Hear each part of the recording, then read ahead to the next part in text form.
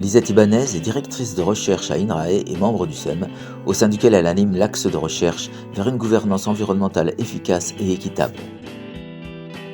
Ses domaines de recherche sont l'économie comportementale et expérimentale, mais elle travaille plus spécifiquement sur les comportements pro-environnementaux. Dans cette vidéo, Lisette revient sur un article publié dans PLOS ONE, coécrit avec Sébastien Roussel, également membre du SEM. Cet article décrit l'expérience qu'ils ont conduite et qui permet d'observer que l'exposition virtuelle à la nature influe sur les comportements pro-environnementaux. Ce qu'on a cherché à faire dans l'article, ou d'étudier dans l'article, c'est de savoir si un individu, si on le met dans son contexte ou dans un environnement qui rappelle la nature, s'il va se comporter de manière plus respectueuse de l'environnement. Pour répondre à notre question de recherche et pour étudier le comportement, nous avons réalisé une expérience en laboratoire.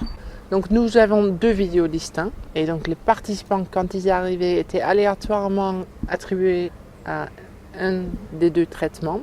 Donc il y avait une première vidéo qui était une vidéo sur la nature. Et puis il y avait une autre vidéo, donc un autre traitement, où les participants visionnaient une vidéo sur la construction de New York. Après le visionnage de la vidéo, il était demandé au sujet, donc aux participants, de prendre une décision. Donc on leur a donné un montant de 10 € et sur le montant de 10 €, on leur demandait s'ils souhaitaient donner un montant à une association environnementale. Donc ils avaient le choix de donner 0 jusqu'à 10 €. Après la décision de don, les participants remplissaient un questionnaire où on mesurait leur attachement à l'environnement. Ça permet de les classer selon leur niveau. Donc il y a des personnes avec une conscience écologique très basse et il y a des individus avec une conscience écologique plus élevée. Et au moment de paiement, nous avons relevé une autre mesure qui était le recyclage des protège-casques qu'on leur avait donnés au moment de visionnage de la vidéo.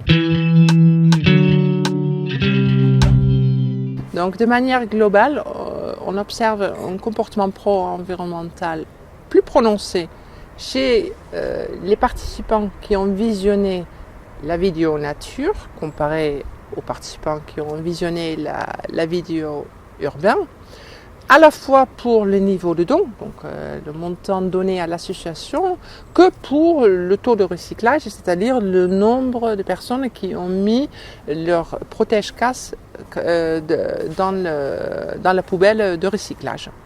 Le résultat très intéressant qui est ressorti de cette étude est que l'effet positif de la vidéo nature est surtout présent chez les individus qui ont une conscience écologique très faible.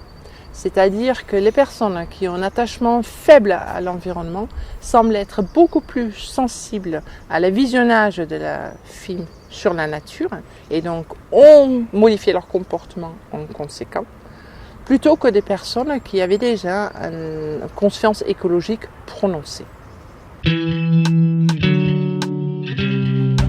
Ce qu'on sait, c'est que la nature joue positivement sur l'état psychologique et physiologique des individus. Ça permettrait de mettre en place des politiques peu coûteuses, c'est-à-dire verdir les bâtiments, créer des espaces verts, mettre des plantes dans les bâtiments, pour que les individus vont de manière inconsciente changer leur comportement, c'est-à-dire trier peut-être plus, réduire leur consommation d'électricité ou réduire leur consommation d'eau.